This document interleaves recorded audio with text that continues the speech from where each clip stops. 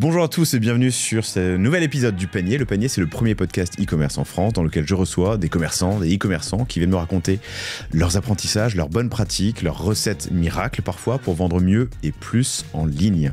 Je suis Laurent Kretz, le fondateur de Cosa Vostra, qui est une agence de stratégie digitale qui aide les marques à bien se raconter pour mieux vendre. Si vous écoutez ce podcast sur, j'allais dire Shopify, mais Spotify ou Apple Podcast, bref, n'oubliez pas de vous abonner. Et si vous le regardez sur YouTube, puisqu'il sera retranscrit et rediffusé sur YouTube, et bien n'oubliez pas de vous abonner à la chaîne pour ne rater aucun nouvel épisode.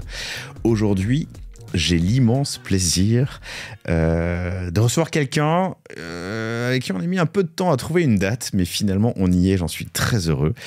C'est Yoann Petit qui gère le digital et la stratégie. On est bon.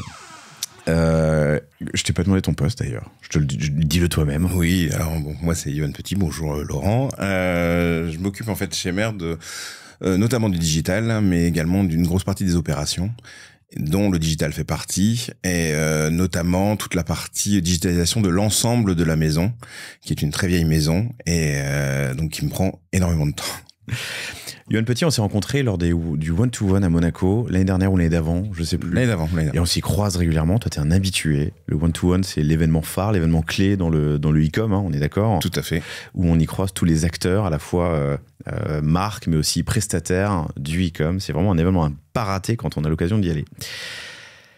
Et je connaissais Mer. La gaufre de Lille, mais tu le définiras mieux que moi, je connaissais et je savais que c'était vieux, mais je savais pas que c'était vieux à ce point-là. C'est une incroyable marque ancestrale, patrimoniale. Quand on s'est rencontrés, elle avait été créée en 1677, ouais. On s'est revu l'année d'après, vous avez trouvé des documents qui attestent qu'en fait elle existait déjà depuis 1607, je ne sais pas si vous vous rendez compte, chers auditrices, chers auditeurs, plus de 400 ans de gaufres lilloises. On n'était pas à la vanille de Madagascar en 1607. Non, alors la vanille est arrivée que beaucoup plus tard en fait. On est plutôt, en 1607, on était plutôt confiseur et chocolatier. Et c'est Monsieur Delcourt qui à l'époque avait la maison mère en fait, qui ne s'appelait pas d'ailleurs la maison mère, qui s'appelait Delcourt pour le coup. Et donc c'est plus tard, c'est en 1849 que finalement la gaufre mère a été créée par un des repreneurs de la fameuse maison qui s'appelait justement Michaelus Paulus Gisellus Mère. Et c'est donc à partir de là que la gaufre a été créée, 1849, et depuis, elle est à la vanille de Madagascar. Elle a été déclinée en d'autres parfums, mais c'est l'emblème de la maison et la recette est inchangée depuis ce temps-là. Si vous êtes lillois, vous connaissez forcément la boutique. Si vous n'êtes pas et passez à Lille, passez dans la boutique parce qu'elle est absolument incroyable. C'est magnifique. Et vous avez d'autres points de vente. Ça fera partie des sujets qu'on abordera aujourd'hui dans cet épisode. Moi, ce qui m'intéresse, c'est j'appelle ça les startups centenaires. Comment est-ce qu'on est une marque ancestrale et qu'on se réinvente sans se travestir. Mer en est un parfait exemple. On est en France, donc on dit Mer. Oui. On serait de l'autre côté de la frontière, on dirait Merte. Tout à fait. Donc voilà, comment est-ce qu'on arrive à innover et à se digitaliser, c'est ton rôle, à scaler sans se travestir. J'ai envie de parler de distribution, j'ai envie de parler de saisonnalité, de produits. En décembre, vous doublez la prod, la conso et les ventes des gaufres. Bah, comment est-ce qu'on y arrive ? Mer était un pionnier sur le e-commerce, tu me raconteras comment ? Et pourquoi ? On va parler de distribution en France, à l'international, en B2C, en B2B2C. Vous êtes chez Chronofresh, tu me raconteras... Chronodrive, pardon. Tu me raconteras comment ça se passe. Et puis on parlera d'avenir, des nouveaux marchés éventuellement que vous allez ouvrir. Mais avant ça, chers auditrices, chers auditeurs, je vous propose de faire un tout petit pas de côté sur ton parcours, parce que t'as fait plein de choses déjà dans la vie et tu as une expérience intéressante sur une première création d'entreprise qui s'appelait Des marques et vous. Tout à fait. Donc, j'ai effectivement créé en 2007, enfin cofondé avec Xavier Closset en 2007 une plateforme à l'époque assez innovante vu qu'il y en avait très peu. Nous vendions des vêtements de marque au prix actuel. C'est-à-dire que à l'époque, en 2007, c'était essentiellement des choses qui étaient démarquées sur le web, et nous, on a pris le parti de vendre des produits comme le font aujourd'hui Zalando, les Galeries Lafayette, etc., de les vendre sur un site internet, et ça a plutôt bien fonctionné parce qu'on a fait ça pendant une dizaine d'années et qu'on a fini par se faire racheter par une grosse société du Nord qui s'appelait Devienne. et à qui on a continué de travailler pour pouvoir faire les débuts du e-commerce 360, c'est-à-dire d'avoir un e-commerce, des magasins et de pouvoir mettre en place toutes les stratégies qui existent, que ce soit picking magasin, etc. C'était assez pionnier à l'époque. Oui, à l'époque, il y avait beaucoup de choses qui existaient. En fait, finalement, il y a beaucoup de choses qu'on faisait dans notre coin, qui ont ensuite été, alors pas reprises de ce que nous on faisait, mais qui ont ensuite été imaginées comme, on va dire, modules, démocratisés, et qui ont été repris comme des modules, parce que finalement, la e-réservation, c'est quelque chose qu'on faisait, mais qui était pas démocratisé, et il y a des sociétés qui ont repris la e-réservation et qui l'ont commercialisé. Et il y a pas mal de choses comme ça qu'on faisait, qui finalement ont été mis à terme de sociétés et qui ont été vendues. Ouais, c'est plutôt bien. Une aventure intéressante. Vous avez été racheté en 2014 tout par à fait. Une société qui avait un réseau de boutiques. Ouais. Vous pensiez que la complémentarité entre le digital et le réseau de boutiques était intéressant. Tout à fait. Tu peux me raconter ce rachat? Vous avez atteint une quinzaine de millions d'euros de chiffre d'affaires, c'est ça tout à fait, avec un EBE qui était extrêmement intéressant aussi à l'époque. Mais effectivement, on a été racheté parce que à l'époque, donc 2014, commençaient à arriver les sites de marque, donc leur propre e-commerce. Donc c'est sûr que les distributeurs comme nous de multimarques, ça commençait à devenir un peu plus compliqué, étant donné qu'on avait en face de nous les sites de marque et les autres sites multimarques plus gros comme Zalando qui arrivaient. Et donc on s'est dit que mettre une stratégie de magasin e-commerce, finalement omnicanal à l'époque, c'était une bonne chose. Et donc voilà pourquoi on s'est fait racheter par cette société. Finalement, ça a été un bon et un moins bon. Il y a eu des bonnes choses et des moins bonnes choses, on va dire. Les bonnes choses ayant été que ça nous a permis quand même de mettre en place un certain nombre de choses dans cette société qui a permis de faire perdurer encore la marque pendant un certain temps. Les moins bonnes choses, évidemment, c'est que, comme dans beaucoup de rachats, il y a beaucoup de choses qui ont été compliquées, notamment la revente, les relations, le positionnement, les promesses faites au départ qui n'ont pas forcément été tenues à la fin. Et donc, voilà, l'aventure s'est arrêtée pour moi en 2015 et je suis parti sur d'autres projets. Ok, je peux rentrer sur le détail de... Oui. Les rachats, ça peut se faire de différentes manières, oui. Cash, direct, avec un earn-out et parfois en échange d'actions. Ouais. Tout à fait. Donc nous, effectivement, c'était de l'échange d'actions, parce qu'on avait à l'époque évidemment un go-between, et donc on avait des analyses qui avaient été faites sur la société en question, et on pensait que tout allait bien se passer au vu de ce qui nous avait été présenté. On s'est assez vite rendu compte que finalement la société en question avait été passée par 2 fois par des mandats ad hoc, et que donc finalement la santé financière n'était pas exactement celle qu'on nous avait vendue au départ, et donc au final, voilà, on a fait de l'échange d'actions et au bout du bout, on a vendu pour des actions. Qui n'étaient que des actions qui avaient peu de valeur. Que des actions. Pour être clair, pour ceux peut-être qui découvriraient les concepts, si une société A, admettons à 10 millions d'euros, veut racheter une société B qui vaut par exemple 2 millions d'euros, on va se dire le tout vaut 12 et vous aurez X% du tout. Donc il n'y a pas de cash qui est échangé, mais des actions qui sont données, cédées, échangées de l'ensemble. Et ça, c'est le premier point, pour qu'on soit clair. Parfois, c'est pratique parce que ça permet d'aller vite quand on n'a pas de cash et qu'on a des synergies et un projet commun et qu'on est aligné. Ça peut être intéressant et on se dit, en tout cas, et c'est ce que vous êtes dit, qu'on va construire ensemble quelque chose de plus grand. Tout à fait. Le deuxième point, pardon, tu as parlé de mandat ad hoc, c'est peut-être pas évident pour tout le monde, mais quand une société va mal, tu peux expliquer. Bon, un mandat ad hoc, en fait, c'est un redressement judiciaire un peu déguisé, on va dire. C'est en fait quand une société va mal, on va voir un administrateur et on a la possibilité d'avoir un plan d'étalement de recouvrement des dettes qui n'est pas officiel, qui reste caché parce que on estime qu'il y a suffisamment de garanties pour pouvoir essayer de sortir de ce redressement judiciaire rapidement. Et donc en fait, c'est des redressements judiciaires un peu déguisés qui permettent justement aux sociétés de se remettre d'à-flot sans avoir la problématique d'être publiées, d'avoir potentiellement un impact sur leur notoriété. Parce que le redressement est public, on peut le trouver sur paper, sur société.com.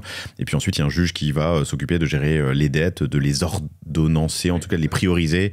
Et voilà, c'est public. Alors que le mandat ad hoc, effectivement, ça se fait un peu sous le manteau. C'est ça, tout à fait. De manière officielle, mais on nomme un mandataire, voilà, qui va négocier avec les créanciers. Et tu dis que vous avez pris quelqu'un d'externe, vous n'avez pas voulu le gérer en direct ? Le rachat, la négociation. Non, parce qu'à l'époque, nous étions jeune, novice. Nous, on avait créé une société à la base pour, on va dire comme toute personne qui crée une boîte quand on a une petite trentaine d'années. Finalement, on pensait continuer, faire de la transmission, etc., etc. Mais finalement, comme souvent, on se fait rattraper par le marché. On pense qu'on va pouvoir réussir à faire un chiffre d'affaires, le garder de façon linéaire, et puis avoir un petit BP sympa pour pouvoir en vivre. Et finalement, avec les évolutions de marché, on est toujours obligé d'être poussé plus ou moins à la croissance et donc d'avancer. Et donc voilà, c'est pour ça qu'on a créé cette boîte. Rappelle-moi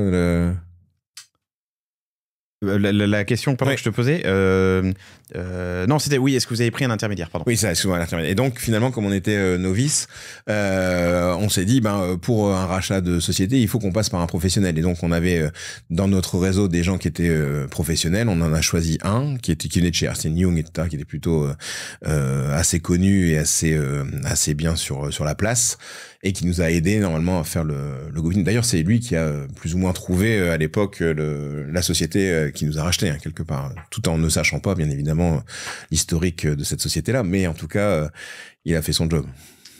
Ils auraient été obligés de te le dire si tu avais posé la question? Non, parce que le monde je pense pas qu'ils auraient été obligés de nous le dire. De toute façon, on l'aurait pas vu. Voilà, donc c'est tout. Donc t'étais jeune et plein d'espoir. Tu es toujours très jeune et toujours plein d'espoir, mais avec quelques années d'expérience en plus. C'est ça, on va dire ça. Avec le recul, est-ce que tu aurais pu faire quelque chose de différent pour éviter la déconvenue? Oui, je pense que très honnêtement, on aurait pu. On avait un certain nombre de fonds qui venaient nous voir pour faire en sorte de continuer l'aventure seul, et parce que ce que j'ai pas dit, c'est que nous on avait déjà des magasins. Donc l'idée, elle était déjà, on avait 2 magasins en fait. Le groupe qui nous a racheté, on avait une 50aine, mais nous on en avait 2. On avait déjà testé un certain nombre de concepts sur ces magasins-là, et donc on aurait pu continuer à essayer de développer des magasins en propre et mettre en place ce qu'on voulait. Ça, mais sur la longueur, je pense que ça aurait été compliqué avec maintenant, avec le recul de l'histoire, les Zalando, les Amazon, etc. qui arrivent. Je pense que et ce qu'on voit d'ailleurs maintenant dans le retail, essentiellement au niveau de la mode, notamment avec les Shein, etc. Je pense que ça aurait difficilement perduré de façon pérenne dans les 10-15 ans qui venaient, quoi. Donc il y avait de toute façon quelque chose à trouver. Est-ce que c'était la bonne solution? Non, mais l'histoire était intéressante. Ouais. Si jamais ça vous arrive, moi, ça me fait penser à 2 choses. Hein. Déjà, c'est que quand une société génère du cash et qu'elle est en croissance, on a toujours tendance à dire qu'il faut tout réinvestir. Je pense que oui, mais pas tout. Ouais. Sécuriser un tout petit peu quand on a la chance. C'est tellement dur l'entrepreneuriat, on va pas se mentir. Les sorties sont pas évidentes. Parfois, il y a des sorties qui ne se révèlent pas être aussi fructueuses. Ouais. Je sais pas quel terme. Dire ça, voilà. Je pense que quand on génère du cash, il faut savoir mettre un peu de côté, à la fois pour les coups durs de l'entreprise, mais aussi pour soi. Il faut dérisquer. En étant entrepreneur, on se dit toujours que finalement, c'est on capitalise finalement, et c'est à la fin qu'on récupérera tout l'investissement qui était fait. Mais en fait, je pense qu'il faut aussi capitaliser au cours de sa vie d'entrepreneur, parce qu'on ne sait jamais comment la fin va arriver, comment ça va se terminer. Donc, à un moment, ne prenons pas de très grands risques. Et effectivement, je te suis sur le fait de réussir à capitaliser un peu. Il se passe ensuite pas mal de choses, différentes aventures, entrepreneuriales ou salariales. Ouais, tout à fait. Comment se fait le passage de ta dernière aventure à mer? Assez simplement, j'avais été contacté par une ESN, comme on dit maintenant, qui s'appelle Ineat, pour aider au développement de l'activité e-commerce de cette ESN, et notamment la partie agence. Et on a démarché un certain nombre de e-commerçants, et donc on a récupéré un certain nombre de projets. Puis Ineat a été revendu, et donc l'activité e-commerce a été considérée comme une activité annexe par rapport au core business d'Aztec, qui est essentiellement ce qu'on va dire un appel du body shopping, enfin du placement de consultants. Et donc je suis retourné voir un des clients qu'on avait récupéré, qui s'appelle donc la Maison Mère, parce que je pensais à l'époque qu'il y avait beaucoup de choses à faire, qu'on pouvait encore les aider. Et il y avait eu un bon fit avec le président lors de nos échanges, et donc on a convenu que l'aventure se continuerait ensemble dans cette maison que j'apprécie particulièrement, parce que moi, effectivement, étant aussi lillois et connaissant cette maison depuis de nombreuses années, forcément C'était quelque chose qui s'est créé assez naturellement en fait. D'accord. Il a été emballé par l'idée. Oui, il savait. Et te voilà arrivé chez Maire. C'est ça. En fait, il savait. Il est assez précurseur comme entrepreneur, Thierry, et donc il savait que de toute façon il fallait qu'on ait une part du digital plus importante. Et l'avenir lui a donné raison parce que quelques années après, enfin 2 ans après, on s'est quand même retrouvé face au Covid. Et les boutiques, elles étaient à l'arrêt, y compris les pâtisseries, etc. C'est très compliqué. Et finalement, si le e-commerce n'avait pas été poussé encore plus l'année d'avant, eh ben, il y aurait eu une période Covid beaucoup plus compliquée que celle qu'on a vécue, très clairement. Donc c'était un peu visionnaire quelque part. La gaufre mère n'est pas de première nécessité? Et c'est pas considéré comme ça, même si moi je le pense. On est d'accord. Alors si vous n'en avez jamais goûté, vraiment je vous invite, il y a plusieurs boutiques. Si vous êtes à Paris, l'adresse... Alors il y en a 2 à Paris, il y en a une rue Elzévier sur un coin, et donc au 16 rue Elzévier exactement, et l'autre au 29 rue de Bellem. Les 2 sont dans le Marais. Les 2 dans le Marais.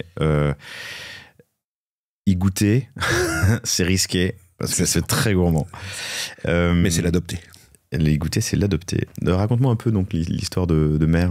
Alors Mère, c'est donc comme je le disais tout à l'heure, en fait c'est une très vieille maison. Hein.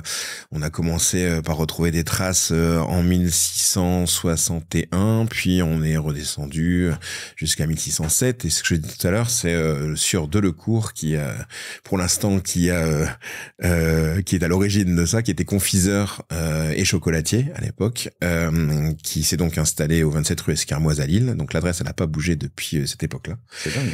Ouais, c'est dingue. Alors c'était pas la même boutique parce que la boutique elle a été finalement créée par un architecte avec le propriétaire suivant qui s'appelle Mondo de Rolez, et ce propriétaire suivant en fait a rajouté, c'est un glacier, et donc il a rajouté la glace à l'offre produit de Mère, et donc c'est devenu quelque chose de très on va dire gourmand, l'art sucré qui était développé à Lille, et donc de bon an mal an finalement il y a eu la pâtisserie etc qui s'est créée. On a ensuite les premiers salons de thé qui sont créés aussi fin du 19e, début du 20e. Au 19e, il y a la façade qui a été élaborée comme elle l'est aujourd'hui.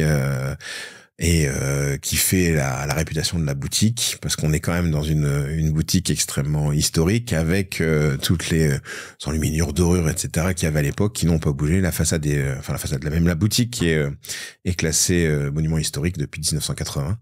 Et là, on est en train de refaire entièrement la façade qui commençait notamment sur le haut à avoir un certain âge, et on a retrouvé d'ailleurs avec des procédés actuels des choses sur la façade qui avaient disparu et qu'on va recréer en fait, comme à l'époque, notamment si vous avez l'occasion de passer à Lille, vous verrez que sur le haut de la façade il y a des ovales blancs. Et à l'époque, il y avait les visages qu'on retrouve dans la boutique. Et en fait, ces visages étaient effacés. Et avec les technologies d'aujourd'hui, on a réussi à reconstituer les visages, et donc on va les retracer. Sur la nouvelle façade. Sur la nouvelle façade. On a même retrouvé de l'or dans les fenêtres, pour dire. Ok. Voilà. Mais la même adresse, hein. Même adresse. Ouais. Depuis 400 ans. Incroyable. C'est un enjeu ensuite quand tu pars quand tu ouvres d'autres points de vente, de retranscrire cette histoire, ce savoir-faire. Il y a d'autres marques qui le font, j'y pense, tu vois, où en fait tu as des devantures qui ont l'air très vieilles, mais en fait qui sont toutes neuves. Là, il faut de la vieille pierre, il faut du... c'est exactement ce qu'on a essayé de faire dans rue de Bellem, qui est la dernière boutique qu'on a ouverte, qui est à Paris et qui a ouvert en juin l'année dernière. À côté de la mairie du 3e. Ouais, tout à fait, à l'angle de la rue de Bellem et de la rue de Bretagne en fait. Et justement, ce qu'on a utilisé comme matériaux, c'est des matériaux, alors évidemment pas d'époque, mais en tout cas des matériaux qui sont des matériaux nobles, notamment il y a de la mosaïque au sol, c'est de la vraie mosaïque. Les murs ont été peints à la main, donc c'est l'artiste qui peint également les différentes parties de la maison Mère à Lille, qui est venu à Paris pour justement faire toute la partie intérieure en peinture de la boutique, et donc pour essayer de redonner l'âme lilloise à cette nouvelle boutique qu'on a ouverte à Paris. Oui, et puis ce sentiment de coffret précieux, de savoir-faire et d'histoire. Tout à fait. Ok, intéressant. La maison a été transmise à plusieurs reprises lors de ces... Tout à fait. Elle a été transmise, je crois, 4 ou 5 fois, tout en restant toujours familiale. Aujourd'hui, c'est toujours 2 familles qui détiennent la maison. Ce n'est plus les mères, pour le coup. C'est d'autres personnes. Elle est passée par... les Delacour, les mères. Delacour, il y a eu Mondou Rollet, il y a eu Mère, il y a eu Cardon. Et là, maintenant, il y a les deux nouveaux associés. Qui sont Landron et Guermont-Près. Et donc c'est toujours familial pour le coup. Quand est-ce qu'ils ont racheté ou repris la boîte? C'était il y a une trentaine d'années. À l'époque où c'est assez marrant d'ailleurs à raconter, à l'époque où finalement les Cardon avaient quasi laissé à l'abandon la partie salon de thé extérieur et ne faisait fonctionner que la boutique, avec une boutique qui était vraiment dans un état qui était pas celle que l'on connaît aujourd'hui. On peut dire que Thierry, lors de son arrivée, a redonné les lettres de noblesse à la maison, notamment. Ok. Plusieurs produits, mais notamment la gaufre. Oui. Depuis 1849, c'est ce que tu me disais tout à l'heure, qui est le produit iconique. Oui. C'est le général de Gaulle, hein, c'est ça, qui était fan de... Tout à fait. Général de Gaulle qui se faisait livrer régulièrement des gaufres de la maison à Lille, parce qu'il est originaire de Lille, évidemment, à l'Élysée, et il connaissait ça depuis qu'il était tout petit, donc c'était assez marrant. Mais Général de Gaulle, on a d'ailleurs des livres chez Mère qui ont été édités par Mère, qui s'appellent notamment Les Illustres Gourmands, qui reprennent tous les gens un peu célèbres qui sont passés par la maison. Alors, il y en a beaucoup au XXIe siècle, parce que c'est aussi une maison iconique sur l'île, et donc forcément beaucoup de gens y passent, mais on a Napoléon, la famille royale de Belgique, Amélie Nothomb, Marguerite Yourcenar, Buffalo Bill, enfin tous ces gens-là sont passés par la maison et ont dégusté un jour les confiseries de chez Mère. Ouais. Buffalo Bill? Ouais. Le fameux Buffalo Bill. Le fameux Buffalo Bill, oui. Qui est passé par la maison Mère. Ouais. C'est d'ailleurs à ce moment, on a reçu il y a pas très longtemps le conservateur, le conservateur du musée, justement, américain. Qui est venu chez nous. Ouais. On est dans l'univers de la food. On a un produit qui est artisanal, qui peut être fragile, oui. Qui est frais, parce que c'est une crème au beurre. Je dis une bêtise, non? Non. Ah, dis-moi. Non, il y a du beurre. Tu dis pas de bêtises. Oui, c'est ça, une crème au beurre. Tu dis pas de bêtises. À l'intérieur. Alors, vanille Madagascar, on l'a dit, mais il y a plein d'autres goûts. Oui. On parlera de la compatibilité de cette verticale avec le e-com et l'expédition ensuite, mais là, juste en termes de production, tu me disais quand on préparait l'épisode que vous doublez la prod en fin d'année. On trouve des vidéos sur Internet, allez chercher gaufrier, je croyais que c'était une machine, mais en fait c'est la personne qui fait les gaufres. C'est ça. Le gaufrier Mère, donc c'est à la main, artisanal. On n'a pas changé la méthode de fonctionnement depuis la création de la gaufre. En fait, c'est un gaufrier comme on peut le voir là pour le coup, la machine qui est un gaufrier comme on peut la voir encore aujourd'hui dans nos différentes surfaces, alors évidemment plus professionnelles, mais avec une personne qui effectivement récupère ce qu'on appelle un pâton, donc qui est une pâte un peu briochée, cuit ce pâton et ensuite rempli de fourrure à la main et répartit la fourrure à la main. Tout à fait. C'est fait de façon artisanale. Et alors, moi, mon sujet, c'est l'un des premiers sujets, c'est la scalabilité. Comment est-ce qu'on gère de la croissance, de l'internationalisation potentiellement, avec un produit qui est fabriqué toujours à Lille ou il y a d'autres lieux de fabrication? Non, pour l'instant, c'est toujours à Lille. Ce sera d'ailleurs toujours à Lille. Alors, avec une exception près, c'est qu'on a ouvert notre nouvelle boutique à Paris, donc celle du 29 rue de Bellem, dans laquelle pour la première fois on a un atelier de production qui a été délocalisé mais uniquement sur la gaufre et sur la brioche. Donc tous les autres produits sont toujours fabriqués à Lille. L'entièreté des produits sont fabriqués donc à Lille, dans les ateliers qui sont derrière, en sachant que tu parles de scalabilité, c'est sûr que maintenant avec le volume et les différentes perspectives d'évolution, on se retrouve un peu à l'étroit dans le centre de Lille, même si on se rend pas compte, mais ça fait quand même presque 4000 mètres carrés sur plusieurs étages. Quoi, derrière la boutique, là? Ouais. Okay. En fait, on s'étend de la rue Esquermois jusqu'à la rue derrière, qui, pour ceux qui connaissent le Nouveau Siècle, en fait, tout ça, c'est Mère, en fait. Et on est sur plusieurs étages, les labos sont derrière. Mais là, finalement, maintenant, ça commence à être un peu compliqué, donc on va commencer à bouger petit à petit, et donc c'est sur 2027, on a un projet de déménagement en restant à Lille, mais dans des entrepôts qui seront les entrepôts Mère à Fifcaille, en fait, qui est un quartier de Lille.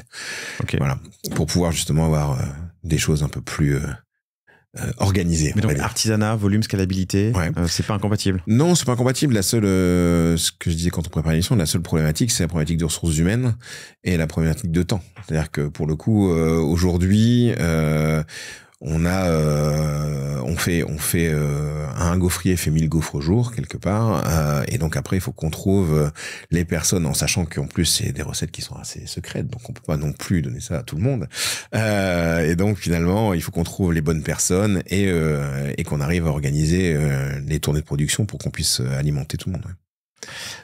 Tout en gardant donc la scalabilité, les volumes, tout en gardant l'image de marque et un peu premium. Parce que je te demandais tout à l'heure de définir Mer en 3 mots et tu m'as dit luxe, artisanal et mass market. Tu peux rentrer dans le détail? Oui, bien sûr.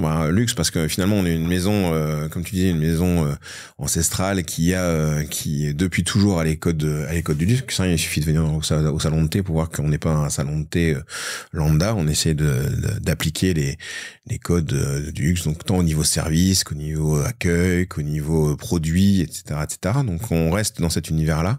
L'artisanat, on en a déjà parlé, c'est parce que il faut savoir qu'aujourd'hui chez Mer, c'est 140 personnes et quasi 100 personnes à la prod, quelque part. Donc on a énormément de pâtissiers, de gens en chocolaterie, etc. Donc tout est fait sur place et à la main, on va dire. Donc on reste dans de l'artisanat. Il y a quasi rien, je dirais même rien, qui a été industrialisé quelque part. C'est pas du tout dans l'ADN de la maison. Et mass market. Pourquoi je dis mass market? Alors c'est toujours un terme un peu réducteur, mais simplement parce qu'aujourd'hui, malgré tout, on est sur des produits qui sont, même si on peut considérer que c'est un certain prix pour une pâtisserie ou pour une gaufre, ça reste des prix qui sont assez faibles et que donc pour pouvoir faire tourner la maison et faire vivre cette belle maison ancestrale avec le nombre de personnes que l'on a, forcément il faut du volume, quoi. Donc on est condamné au volume. Combien ça coûte une gaufre? 3,20 €. Ok. Donc c'est effectivement accessible à tout le monde. C'est quand même 3,20 €, mais c'est accessible à tout le monde. Ouais. Et ce qui est marrant, c'est que tu mets deux termes dans une même phrase, luxe et mass market, qui peuvent être un peu antinomiques. Oui, c'est exact, mais au même titre, je vais peut-être faire bondir des gens, mais au même titre que Vuitton, ils ont un peu la même problématique. Alors pas avec les mêmes marges, mais aujourd'hui, malgré tout, ils sont quand même obligés de faire du volume, du luxe, etc. Donc, et c'est d'ailleurs pour ça qu'on est assez proche. Alors, on va pas se comparer non plus à LVMH, faut pas non plus exagérer, mais on a d'ailleurs un petit salon de thé dans la boutique Louis Vuitton de Lille, qui fournit les clients du magasin. Il y a un salon de thé Mer dans la boutique LV de Lille. Ouais, tout à fait. Qui a été créé là-bas et donc avec des gaufres qui sont brandées Louis Vuitton d'ailleurs, pour le coup. Très classe. Ouais, c'est très classe. Donc on a, c'est pour ça que je dis on est assez proche en termes de mode de fonctionnement. On n'est évidemment pas international, on n'a évidemment pas toutes les compétences que peuvent avoir LV, etc. Mais en tout cas, on essaye d'être plus ou moins dans la même sur la même longueur d'onde qu'eux, en fait, quelque part. Ok. Toujours sur la production et le produit, il y a une saisonnalité forte en décembre. Oui. Il y en a d'autres? Oui, en fait, on suit le marronnier des grandes fêtes de l'année. On va dire que tu démarres par Épiphanie, Saint-Valentin, fête des mères, Pâques, fête des pères. Un petit trou, on va dire, pendant l'été, et puis on repart avec les différentes fêtes de fin d'année, donc un peu Halloween finalement, essentiellement sur la chocolaterie, et après on embraye assez rapidement sur Noël, ouais, tout à fait. Le poids de la gaufre alors on n'a pas donné le chiffre d'affaires, mais tu peux nous le... Oui, on va donner le chiffre d'affaires groupe, c'est entre 10 et 15 millions. Ok. Et le poids de la gaufre là-dedans? Le poids de la gaufre... Alors pardon, je sais pas si tu veux me le dire, tu n'es pas obligé, mais là où je voudrais t'emmener, c'est la dépendance à la gaufre. La dépendance à la gaufre, elle est forte parce que c'est notre produit phare. Cependant, elle nous met pas à risque. Voilà. Pour répondre à ta question, je donnerai pas le chiffre parce que. Donc elle est forte, elle vous met pas à risque et l'objectif est de s'en affranchir, de rester Non, dessus, c'est plutôt de la pousser encore. La pousser encore. Ouais, parce qu'aujourd'hui, c'est vraiment notre produit phare. Un peu, si je prends la durée, si tu veux, leur produit phare, c'est le macaron. Aujourd'hui, ils ont une dépendance très forte au macaron, même s'ils font d'autres choses. Si je prends un autre exemple, on avait le merveilleux de chez Fred. Alors ça, c'est aussi un exemple assez nordiste, mais il y en a quand même pas mal en France, notamment à Paris, qui est monoproduit, avec uniquement des petits merveilleux. Et pour le coup, ça se passe très bien. Et nous, on veut continuer à capitaliser sur notre produit phare, qui est la gaufre. Alors, on le décline en différents parfums, mais voilà. Qui est désirable, qui est différenciant, qui est unique. Tout à fait, qui est un cadeau, qui est un super cadeau pour le coup. Qui peut être dégusté comme ça avec un café ou dans la rue, mais qui peut aussi s'offrir en fait. C'est aussi ça qui fait la différence. Okay. Vous avez été copié ? On trouve des équivalents sur le marché ? Copié mais jamais égalé, c'est ça. Ouais. Oui, on a des copies, même y compris à Lille, on a des gens qui essayent de faire des gaufres équivalentes aux nôtres, mais très clairement, c'est pas la même chose. T'as cité le macaron de la durée, les macarons maintenant on en trouve partout. Ouais. Vous en faites peut-être, je sais pas. Oui, tu vois, le chocolat, c'est un peu pareil, alors qu'effectivement la gaufre, mère, moi en tout cas personnellement, et je suis assez gourmand, je n'ai pas en tête d'équivalent. Donc je comprends que tabler dessus pour la conquête de marché, ou en tout cas l'association à la marque est intéressante. La dépendance, tant qu'elle est maîtrisée. Ok. En plus, c'est un avantage et un inconvénient, parce que finalement, c'est aussi un inconvénient parce que c'est un produit qui n'est pas très connu. Le macaron, connu, pas de problème. La gaufre, t'as quand même toujours un petit doute sur qu'est-ce que c'est que ce produit, qui est pas une vraie gaufre comme on le connaît, liégeoise ou bruxelloise, qui est une gaufre plate, fourrée, etc. C'est pas quelque chose. Et donc on a cette problématique-là nous aussi aujourd'hui à essayer de faire découvrir le produit qui est pas un produit qui est connu de façon classique comme pourrait l'être un Saint-Honoré, un Paris-Brest ou un macaron pour le coup. Tu arrives chez Mère en 2020 avec cet objectif de digitaliser la société, d'accélérer sur le e-com et les ops. Tu me disais en intro que Mère était précurseur sur le e-com. Vous testez pas mal de choses. D'ailleurs, on va la mentionner parce que c'est Émilie Brossier de Eco qui nous a introduit l'un à l'autre à Monaco, puisqu'elle y va aussi. Donc on la salue. Eco, c'est une solution qui permet de rajouter de la description son, audio sur des produits, sur des pages d'histoire. Que l'on trouve chez Mère. Que vous trouvez sur les pages produits Mère. Donc vous pouvez les tester. Donc précurseur Mère sur le e-com. Ouais. C'était très précurseur. De mémoire, ça va être 2014-2015, je pense, premier site de click and collect de vente de produits Mère sur Internet. Donc dans la food, c'était quand même quelque chose qui n'existait pas beaucoup à l'époque, mais un site qui proposait le service, mais qui n'était pas non plus extrêmement bien.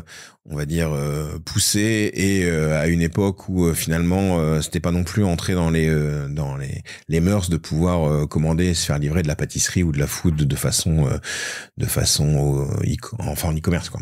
Les enjeux, les challenges quand on est Mère et qu'on veut faire du e-com, parce que c'est quand même un produit frais. Comme je l'ai dit, il y a de la pâte de beurre. Ouais, tout à fait. Alors on a un gros avantage, c'est que nous on n'utilise pas de conservateurs, etc. Mais on a des produits qui ont des DLC qui sont assez longues en général. Alors c'est moins vrai sur les pâtisseries dans lesquelles il y a de la crème comme le Saint-Honoré, mais de toute façon ça on les vend en click and collect, mais uniquement en retrait boutique, on peut pas les expédier, impossible. On a fait le test, ça marche pas. Par contre sur la gaufre par exemple, on a une DLC de 15 jours. Donc, ce qui nous donne quand même une certaine latitude pour la partie non seulement click and collect, mais également sur la partie expédition. Ok. Donc, ça nous pose pas de problème. Et je parle pas des chocolats ou autres qui ont effectivement des DLC encore plus longs, quoi. Alors, sur le chocolat, c'est intéressant. Je veux pas dire de bêtises. Je crois que c'était avec les chocolats Alain Ducasse ou un autre, mais qui me disait qu'ils pouvaient pas. En tout cas, c'était complexe l'été. Et tu vois, en août, t'expédies pas du chocolat parce qu'il y a de fortes chances qu'il arrive. Alors c'est effectivement une problématique à laquelle on a répondu. Ça peut, en fait, il y a une offre de transport qui s'appelle maintenant Chronofresh, qui est la température dirigée. Donc on a la possibilité d'envoyer en différentes températures. C'est d'ailleurs comme ça qu'on envoie. On a des cakes qu'on appelle des gâteaux de voyage. Nous on veut pas congeler, donc il y a hors de question qu'on envoie quoi que ce soit en congelé. Hermé, par exemple, il envoie des gâteaux congelés avec un process de décongélation propre, etc. Donc ça, c'est un parti pris. Nous, on a pris le parti pris de pas congeler. Donc par contre, on doit quand même, comme c'est quand même des pâtisseries qui doivent être gardées à une certaine température, dans ces cas-là, on l'envoie en température dirigée. Donc ça, c'est évidemment, ça marche que pour la France, pour l'instant. Avec Chrono Fraîche. Sur la tout à France. fait. Ouais, Okay. tout à fait. Et donc, on a certains autres produits, comme d'ailleurs les macarons, qui doivent aussi être envoyés avec une température dirigée, qui partent en Chrono Fraîche. Et les chocolats qui partent pas forcément en Chrono Fraîche toute l'année, finalement partent en Chrono Fraîche l'été pour nous. Alors ça peut avoir un petit inconvénient, c'est que en température dirigée, c'est-à-dire c'est à 4 degrés, finalement le chocolat peut arriver un peu blanchi. Donc c'est vrai que si c'est pour offrir par exemple, il y a quand même une chance sur 2 que le chocolat apparaisse moins, on va dire, moins brillant, moins brillant que lorsqu'on l'envoie par un canal classique. Mais nous, on a pris là quand même la décision d'envoyer quand même le chocolat l'été, mais dans ces cas-là, avec Chrono Fraîche. Et d'ailleurs, c'est pareil pour la gaufre, parce que pour le coup, tu l'as dit toi-même tout à l'heure, hein, la gaufre, c'est aussi une pâte avec du beurre. Quand il fait 40 degrés dans un colis Chronopost ou Colissimo, c'est pas très bon. Donc, de la même façon, Chrono Fraîche l'été, ouais, tout à fait. J'ai jamais creusé sur le panier le sujet Chrono Fraîche en live, en termes d'intégration, en termes d'opération. C'est Chronopost qui est derrière, donc finalement, donc la Poste, c'est comme tout avec la Poste Chronopost, ça se passe bien dans 98% du temps. Après, t'as 2% où c'est compliqué, mais et dans le e-commerce, c'est d'ailleurs toujours une vraie problématique, parce que pour les transporteurs, 2% c'est rien. Pour les commerçants, ça peut paraître rien, sauf que 2% de personnes qui se plaignent. Et puis aussi le service client. 2% de personnes qui se plaignent et de façon assez virulente, parce que ça peut être potentiellement des cadeaux, des choses pour des anniversaires, pour des communions, etc. C'est quand même assez violent. Nous, de toute façon, on se pose pas de questions. Quand il y a un cas comme ça, on l'analyse, et la plupart du temps, soit on expédie, soit on rembourse, parce que pour le coup, très amazonisé, on va dire, comme mode de fonctionnement. Alors, on analyse quand même les choses, faut pas non plus exagérer, mais par contre, on sait que dans notre maison, comme une maison de tradition, et on veut garder un certain niveau d'exigence, on fait ça. Écoute, je parlais récemment, tu parles de retour, là, j'ai eu une discussion hyper intéressante avec un commerçant mode textile, je tairai son nom, mais qui me disait qu'en fait, il a arrêté enfin, disons, je vais le dire dans l'autre sens, en positif, il rembourse.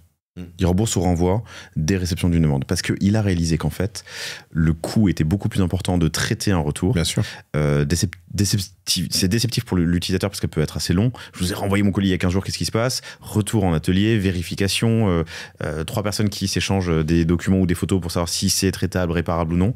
En fait, remboursement. Un peu comme Amazon. Amazon fait ça maintenant. Sur les petits montants, il fait ça. Et nous, de toute façon, la problématique de retour, elle se pose même pas, parce que nous, on ne va pas nous renvoyer les produits. De toute façon, ils seront hors DLC. Je le disais tout à l'heure, tu as une quinzaine de jours pour des gaufres, tu expédies, la personne, le temps qu'elle récupère son colis, etc., qu'elle se rende compte du truc, qu'elle le redépose à la poste et qu'il nous revienne, là, on peut pas remettre nous, de notre côté, on peut pas remettre en vente ni expédier les produits. Ouais. Donc à partir de là, c'est de la bouffe. En plus, et justement, en plus, c'est du gaspillage quelque part. Donc comme on essaye d'avoir quand même une politique RSE assez on va pas dire qu'on essaye de mettre en place, et on essaye d'y aller de plus en plus fort, si tu veux, on essaye de faire très attention à ça. Vous avez un circuit privilégié entre vos boutiques? Non, on n'a pas de circuit. Si je fais un achat en ligne et que je fais un click and collect à Paris. À Paris, il se trouve que c'est vrai, Alors, oui et non, on va dire, depuis peu, on a une production, mais comme je l'ai dit, c'est que pour la gaufre et pour la brioche. Sinon, on a effectivement des navettes qui vont de Lille à Paris 2 fois par semaine pour alimenter les produits qui sont à DLC longue.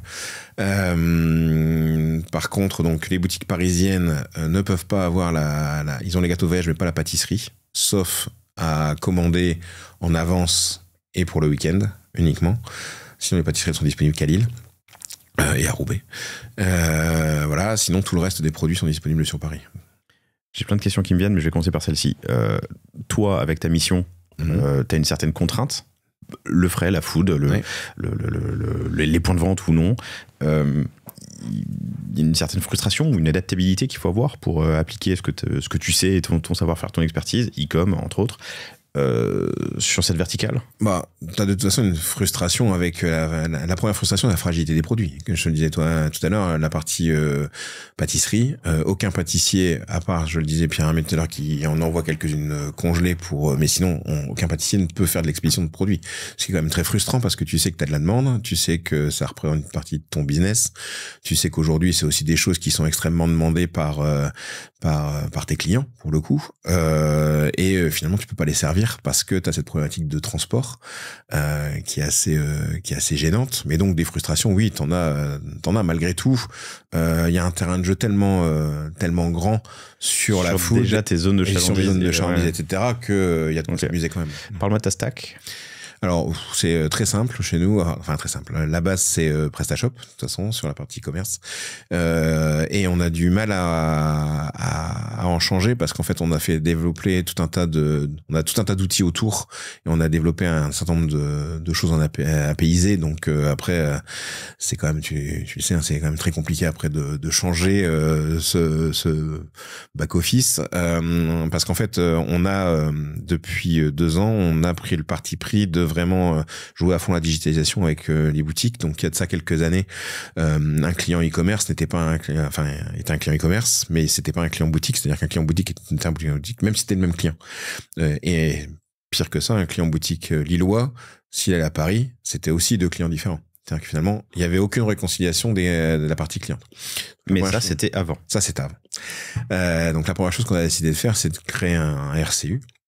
Donc un référentiel client unique, pour que justement un client qui soit e-commerce, s'il veut venir dans la boutique lilloise ou parisienne ou autre, il soit reconnu en tant que tel et qu'on puisse avoir justement son historique d'achat et pouvoir commencer à segmenter un peu notre base et voir ce qu'il en est. Donc ça, c'est la première chose qu'on a faite. On a dû également changer toute la partie système de caisse et nous, on a une problématique extrêmement forte, c'est que on a des boutiques, donc ça va bien, mais on a aussi de la restauration. Et il faut savoir que des systèmes de caisse qui fonctionnent pour boutique et restauration, ça n'existe pas. Donc, c'est des systèmes de caisse différents.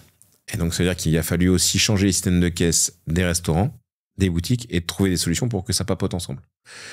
Donc, on arrive quand même à des systèmes qui deviennent... pour pouvoir avoir une connaissance du client et pour pouvoir réussir à servir mieux nos clients, à mieux leur répondre, à leur apporter les produits qu'ils veulent, etc. On a quand même dû mettre en place une certaine complexité autour du digital qui est non négligeable. Et donc faire communiquer des outils qui communiquaient pas forcément à la base, via API ou autre. Oui, donc en fait, il y a via un middleware qui va faire tout communiquer. Alors on a plus ou moins, si tu veux, quand on a changé de système de caisse, on a pris un système de caisse qui s'appelle Kineo, qui est Kineosoft, qui maintenant fait partie de Generix, je crois, et qui est aussi basé à Lille, qui a un bon système de caisse, mais qui emmène un PIM, si tu veux. Donc, on a pu intégrer tous nos produits dans ce même outil, si tu veux, parce qu'avant, de la même façon, les produits étaient intégrés dans les caisses et dans PrestaShop, mais il n'y avait pas de lien entre les deux. Donc, on était obligé de créer un produit à plein d'endroits différents.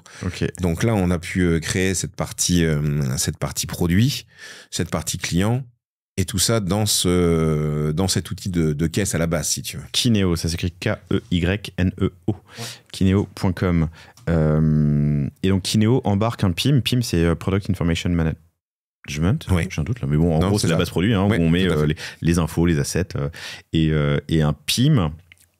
Vous le savez toutes et tous évidemment parce que vous êtes tous très informés, mais je me permets quand même au cas où.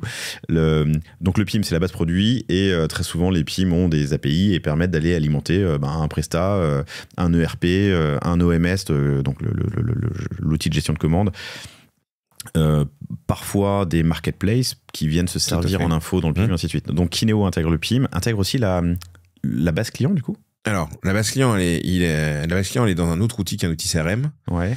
Mais elle est en contact direct avec.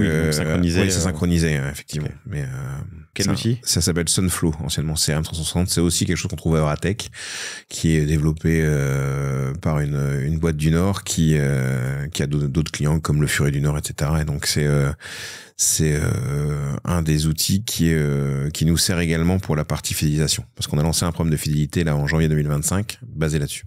Comment tu l'écris? Sunflow, S-U-N-F-L-O-W. Ok. C'est Sunflow.app? Non, pas du tout. Hein. Fidélisation grâce au client. Si, c'est ça. Ouais. Sunflow.app. Sunflow, Lillois. Kineo, Lillois. Ouais, Echo, Lillois. Ouais. Tu bosses avec des prestataires qui sont pas asking for a friend. On se parle, non? Donc, CRM, POS, et du coup, ce POS, tu peux l'avoir en boutique et en salon de thé? Alors non, on a dû en mettre un autre. Que tu me disais tout à l'heure, salon de thé restaurant, c'est un autre POS qui s'appelle Lightspeed. Ok. Là, pour le coup, qui a pignon sur rue sur toute la partie. C'est des Canadiens qui a sur toute la partie restauration, notamment sur la partie restauration rapide. Et qui pour le coup est extrêmement bien fait, et c'est le seul qu'on a trouvé qui était suffisamment apaisé pour pouvoir papoter avec tout le monde. Okay. On en a testé plein. Je peux te dire que je peux être expert sur la gestion des POS pour les restaurants parce que on les a quasi tous testés, et c'est lui le plus ouvert. Et enfin donc le Presta pour la partie c'est ça. Ouais, tout à fait. Très bien. Alors, t'as abordé un thème tout à l'heure, je veux bien qu'on creuse, mais effectivement, quand on s'installe sur un outil comme Presta, qui est un outil open source, souple, on peut développer plein de choses. On y reste 1 an, 2 ans, 5 ans, 10 ans. On crée une certaine... Alors, on parle de dette technique, mais aussi il y a une dette d'usage, une dette fonctionnelle. On crée un ensemble de petites choses, soit parce qu'on a intégré des add-ons, des applications, des plugins, soit parce qu'on a développé des choses sur mesure, qui font que le jour où il faut le remettre en question, ou s'il faut, parce qu'il ne faut pas toujours, ça nécessite une certaine vision bien strate de l'ensemble des parcours, des usages, des outils. C'est exact, obligatoire. De toute façon, notamment, on a été approché par Shopify plusieurs fois parce que, pour le coup, c'est dans l'air du temps, et que je pense que ça a du sens, ça a potentiellement du sens aussi, mais il faut qu'on arrive à mapper la totalité du système d'information pour pouvoir se dire, ok, comment est-ce qu'on change? Parce qu'en fait, finalement, le replatforming, si on appelle ça comme ça, il va falloir le faire de façon soit en Big Bang, et ça, c'est prendre un risque, soit trouver les bonnes façons, soit trouver les bonnes façons de le faire de façon graduelle. Voilà. Ouais. Graduelle, et d'aller. Pourquoi tu feras un replatforming? Pour l'instant, moi, j'ai pas la seule chose, et on en a déjà discuté, hein, c'est la partie UX, parce que forcément les codes changent, que la partie design, elle date de 2020, et qu'il y a, à mon sens, temps de passer sur quelque chose de plus contemporain, tout en gardant l'image de la maison. Se réinventer sans se travestir. Tout à fait, ouais. Toujours. Mais sur la partie, on va dire back office, pour l'instant, ça tient la route, quoi. Il y a pas de question de le changer. Tu m'as dit que vous êtes une quarantaine, si je compte bien, qui n'êtes pas à la prod. Ouais. Toi, dans tes équipes, c'est quoi? Comment ça se répartit? Bon, on travaille beaucoup avec des free. Il y a 5 personnes qui s'occupent de la partie, on va dire, marketing, communication, service client. Après, on travaille avec des free sur la partie dev. On a récupéré des gens de chez Ineat qui avaient développé la plateforme à l'époque et qui sont maintenant free, donc c'est assez facile. C'est pratique. Voilà, c'est assez facile. Et donc voilà, c'est comme ça qu'on fonctionne. Après, on a différents prestataires, on a testé plusieurs choses. Sur la partie UX, on a fait un appel d'offres pour pouvoir le changer. Mais donc ça reste assez agile, hein, parce que le système, il paraît, alors pas compliqué mais complexe, et il est pas, mais ça reste quand même assez agile. Ouais, ça reste agile parce que finalement il y a des flux, mais ça reste des flux si tu veux maîtriser, et tu as des flux de produits, flux clients. Après, tout ce qui va être ticket de caisse, etc., c'est dans les POS, et toute la partie commande et OMS dont on parlait tout à l'heure, c'est Presta. Donc finalement, t'as un certain nombre d'outils, mais avec des flux qui sont très ciblés. Si tu veux. Ok. Sur la partie CRM, et activation de la base, vous êtes sur quel outil? C'est Sunflow qui gère ça. Sunflow aussi, sur l'emailing et le... Ouais, tout à fait. C'est un moteur intégré en fait. Ok. Avec de la possibilité de faire des automatisations et de... Tout à fait, du triggering, du SMS, du mail, du push app. D'ailleurs, on travaille aussi avec l'anciennement Captain Wallet, maintenant c'est Brevo, mais aussi pour la partie fidélisation. Tu sais qu'ils sont installés à côté de chez nous? Ah non, je savais pas. Alors, pardon, Cosa Vostra. Tu sais qu'on a changé de nom. Ouais, tu m'as dit. Ça fait 10 ans que j'appelle la boîte Cosa Vostra. Tout le monde Ouais, je me permets, je suis chez moi, je fais un aparté. Tout le monde disait Cosa. Je bosse chez Cosa, j'ai postulé chez Cosa et moi je me battais pour Cosa Vostra parce que c'était le nom de ma marque, que je voulais l'installer et qu'on n'était pas encore Coca-Cola. Un jour on s'est dit bon, en fait, en plus il y avait plein de blagues et plein d'erreurs à Costa Brava, Cosa Nostra, bref. Donc on vient de changer pour Cosa. Je sais pas combien de temps je vais mettre à réussir à ne plus dire Cosa Vostra.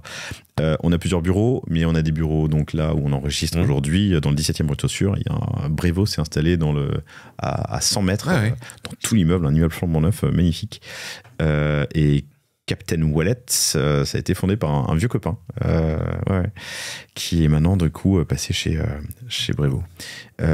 Sur la feed, oui. Vous avez quelle est la stratégie? Est-ce que vous avez on a lancé un programme de fidélité basé sur Sunflow, qui est un programme de fidélité. On a quand même essayé de faire quelque chose de très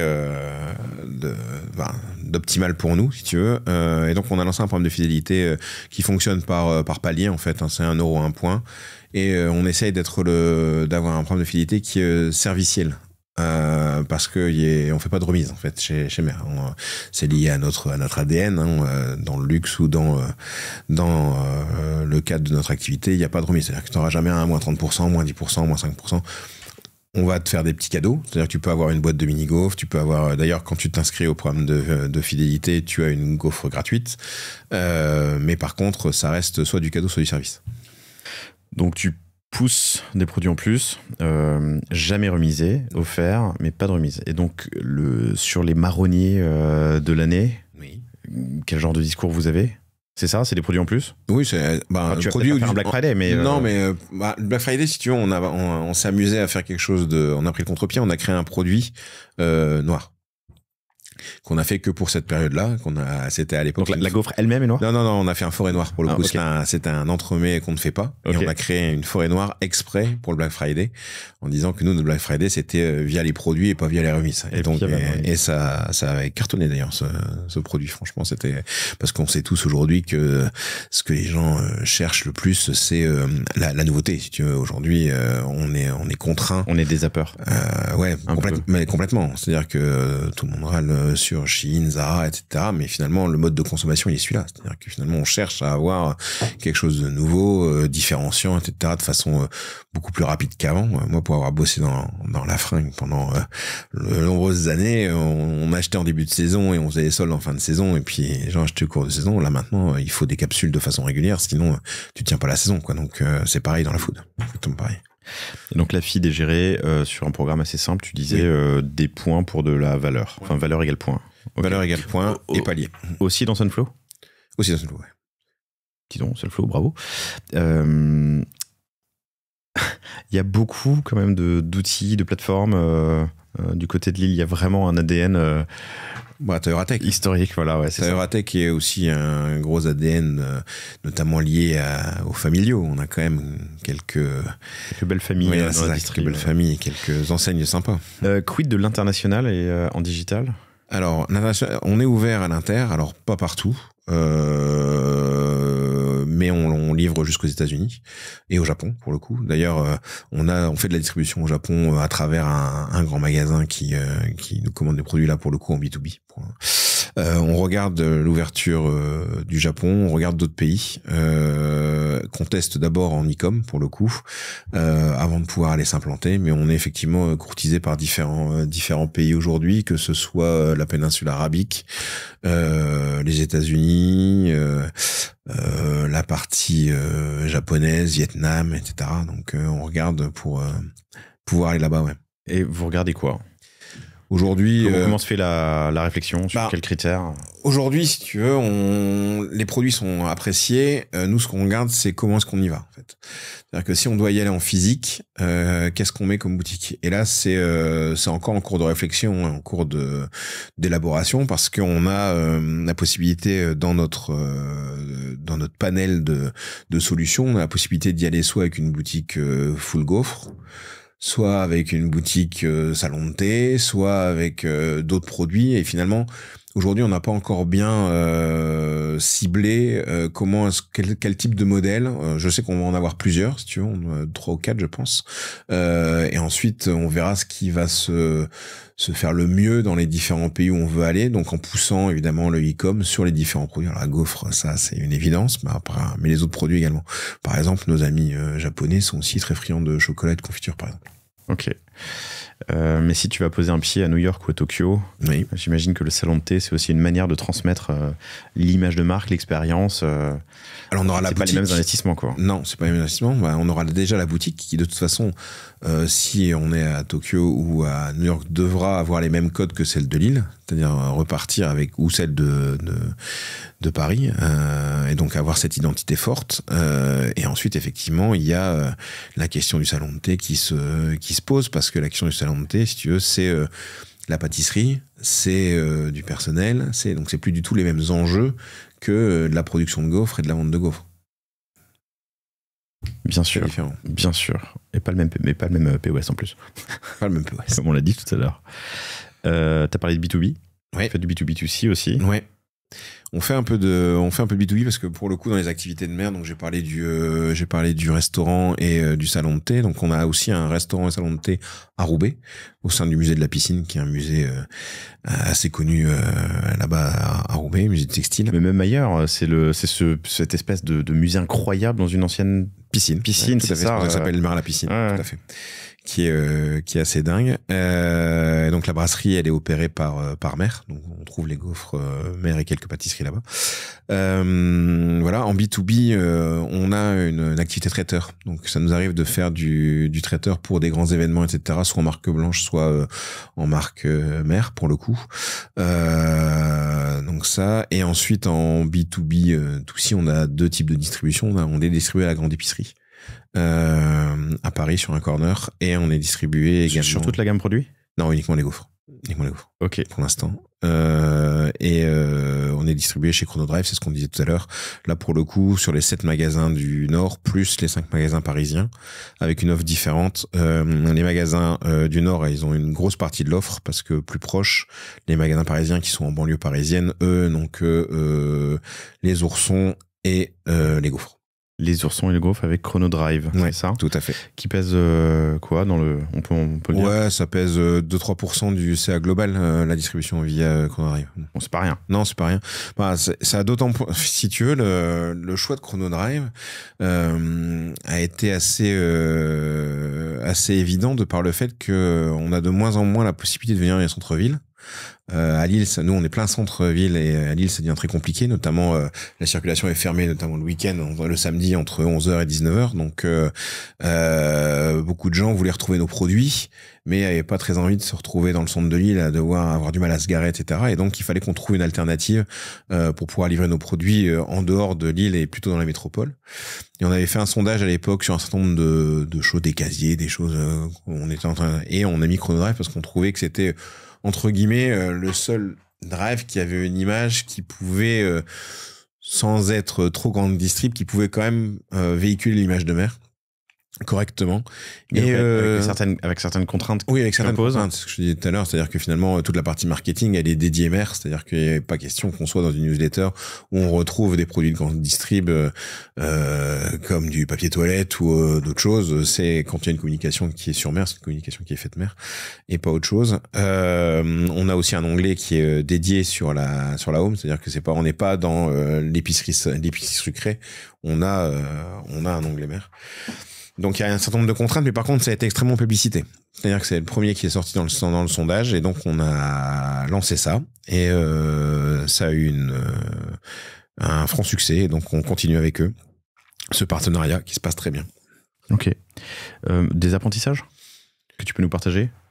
Oui, sur ce partenariat. Sur ce partenariat, oui, des apprentissages. En fait, il y a d'abord, ce qui est assez drôle, c'est que il y a une problématique d'appro qui est extrêmement importante sur ce type de partenariat, parce que on est dans un mode qui est assez proche de la grande distribution quelque part, donc avec notamment les contraintes de la grande distrib. On va dire que sur la partie qualité, administratives, etc., etc. Il y a un certain nombre de choses, cahier des charges à remplir qui était assez nouveau pour nous et assez complexe à mettre en œuvre avec des certifications, etc. Donc il a fallu trouver des solutions pour réussir à travailler ensemble.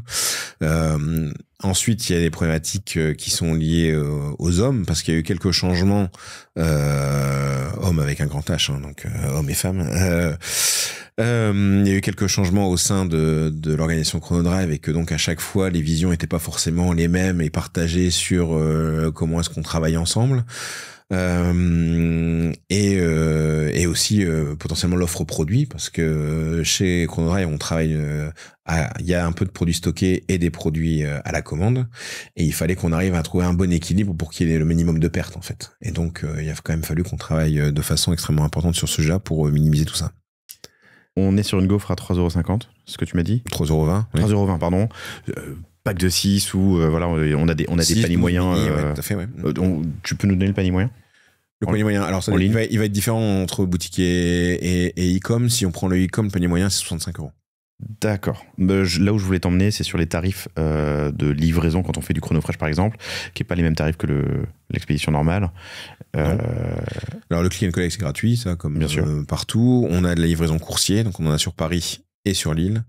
Ça, c'est alors ça dépend des où est-ce qu'on va, mais c'est 10 ou 20 € en fonction de ce qu'on se fait se faire livrer. Mais quelqu'un qui veut du coursier, c'est quelqu'un qui veut son produit tout de suite parce qu'il a oublié de faire un cadeau ou parce qu'il veut sa gaufre, il est prêt à les payer. C'est ça. Mais te faire acheter en ligne ta gaufre fraîche et la faire passer par chrono.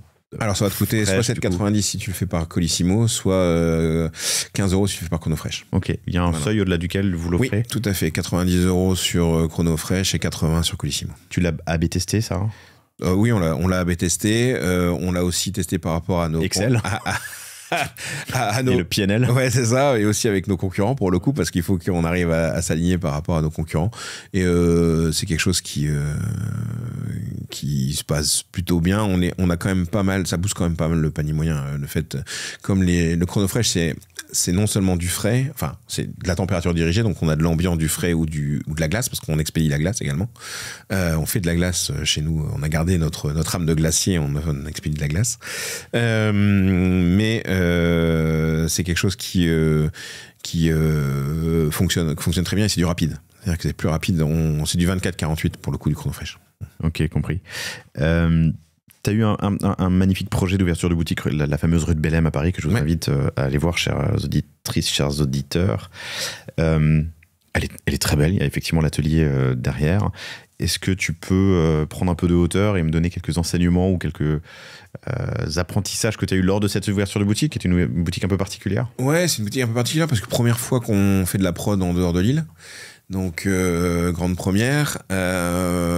Boutique qu'on voulait au départ purement gaufre et brioche, et qui s'est vite transformée en un clone de la rue Elzévir, quelque part, où on y retrouve maintenant du thé et du chocolat. Un endroit plutôt touristique, parce que finalement, on voulait quand même un endroit où il y a beaucoup de passages. Cependant...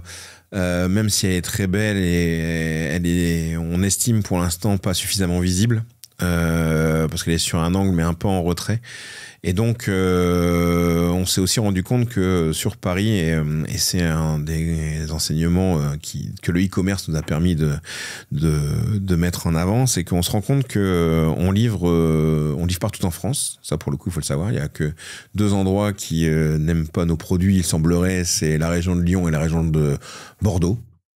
Je ne sais pas pourquoi. On va dire que pour Bordeaux, c'est le cannelé, et puis pour Lyon, peut-être la praline rose. Je sais pas, mais bon, voilà.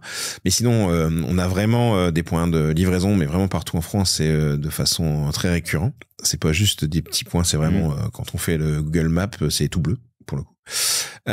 Et sur Paris, où on a aussi beaucoup d'expéditions, on se rend compte que les boutiques sont méconnues. Et donc, on expédie beaucoup sur Paris, alors que je pense qu'on pourrait tout à fait transformer ces expéditions en click and collect. Et c'est ce qu'on essaye de faire, parce que je pense que les boutiques sur Paris, et notamment la dernière, on a beaucoup de mal à les faire connaître, pour le coup.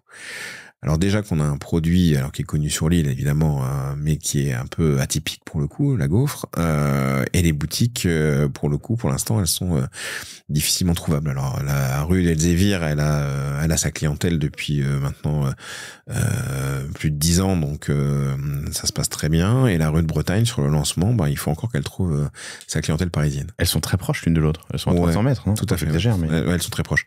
Elles sont très proches parce qu'à la base elles devaient être différentes. Maintenant, elles le sont moins. Ok. Vous êtes juste à côté de la rue du marché, marché couvert des Enfants Rouges, c'est ça, dans ce coin-là? Tout à fait, oui. Tout à fait. Intéressant. Est-ce que tu arrives à générer de l'upsell ou du cross-sell quand tu pousses vers du click and collect? C'est alors à Lille, sans aucun problème. En plus, en étant promophobe. Ouais, c'est ça, promophobe, c'est bien le mot.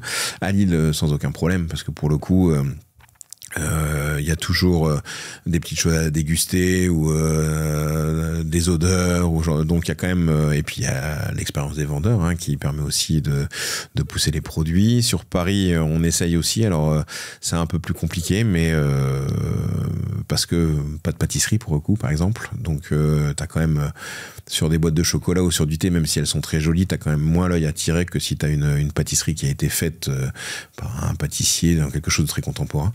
Mais oui, on arrive quand même à... Mais c'est une petite partie pour le coup. Pour atterrir, le temps file. Je regarde un peu devant. Tes principaux enjeux sur 2025 est bien entamé. On est en juin, mais fin 2025 et 2026. Là, on a en cours, on a une grosse refonte de toute la partie supply, pour le coup. Notamment pour, je le disais tout à l'heure, sur la politique RSE, pour essayer de limiter un maximum les pertes et pour avoir une traçabilité qui sera totale, notamment avec en vue 2027 et les nouveaux ateliers. Donc ça, c'est aussi un gros sujet. Parce qu'on a du stockage à différents endroits, de matières premières, etc. Donc il faut qu'on arrive à rationaliser tout ça pour que tout se passe bien.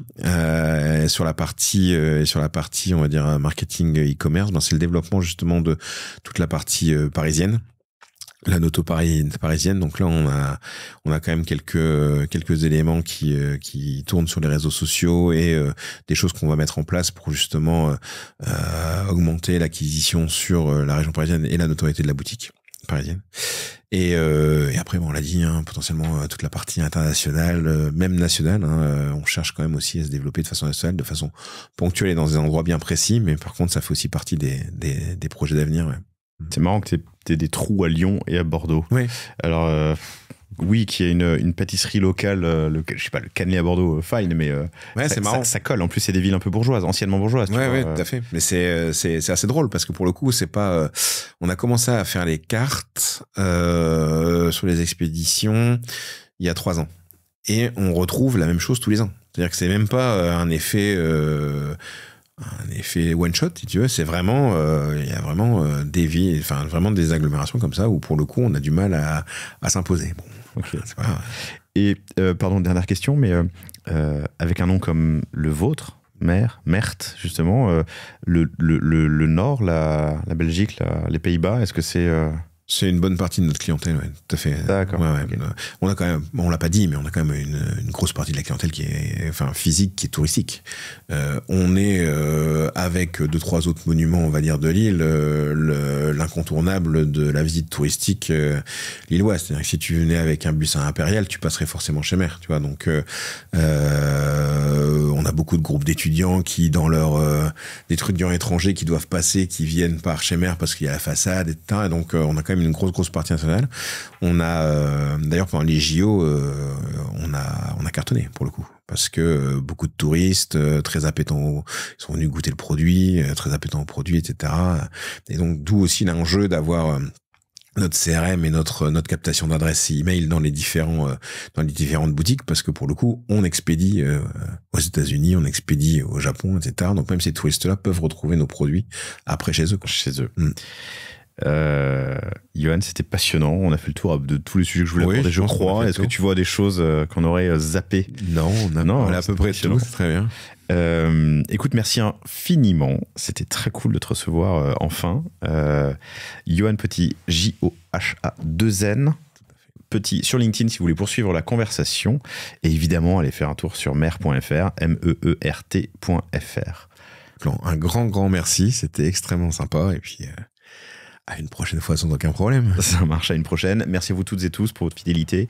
N'oubliez pas de vous abonner sur Spotify, j'ai bugué, Apple Podcast, ou bref, là où vous nous écoutez, ou sur YouTube si vous nous regardez. Et puis, abonnez-vous à la newsletter sur lepanier.io pour ne rater aucun épisode. Merci à toi. Merci beaucoup. Merci à vous. Salut. Merci. Au revoir.